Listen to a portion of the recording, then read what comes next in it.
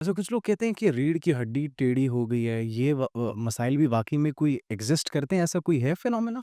रीढ़ की हड्डी टेढ़ी हो जाना बिल्कुल एग्ज़िस्ट करता है। आजकल यंग लोगों में बड़ा मसला कॉमन आ रहा है।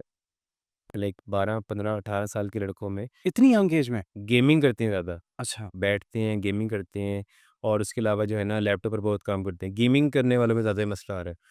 तो उसमें क्या होता है कि आपकी कमर का ना कर्व होता है। जी। अगर आप सीधे खड़े हुए हैं तो आपको कर्व सीधा नज़र आएगा।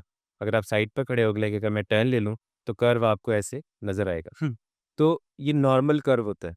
लेकिन अगर ये कर्व बढ़ जाए या कर्व कम हो जाए या अगर आप सीधे खड़े हुए हैं और आपकी कमर थोड़ी-सी टेढ़ी हो जाए, तो फिर इस टर्म को ये फिर बोलते हैं कमर में टेढ़ापन आ जाना।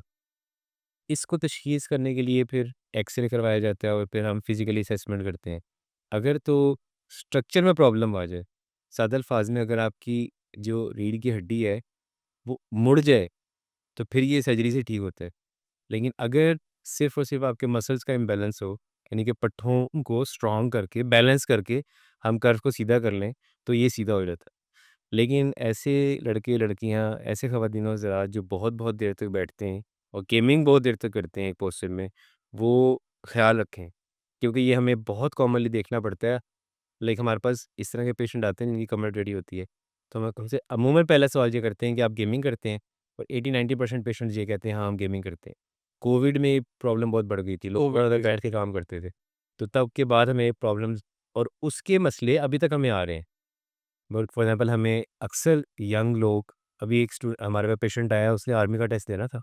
तो उसने कहा कि मैं रिजेक्ट हो गया हूँ, क्योंकि मेरी कमर का कर्व सही नहीं है। डॉक्टर साहब सही हो सकता है। तो मैंने कहा भाई तुम गेम खेल, कहता है सर हाँ, मैं बस जब कोविड था तो मैं बहुत गेम खेलता था। तो बराए मेहरबानी एक्टिव रहें ताकि आपको कमर का मसला ना हो, ये टेढ़ा जो पन आता है ये ना हो।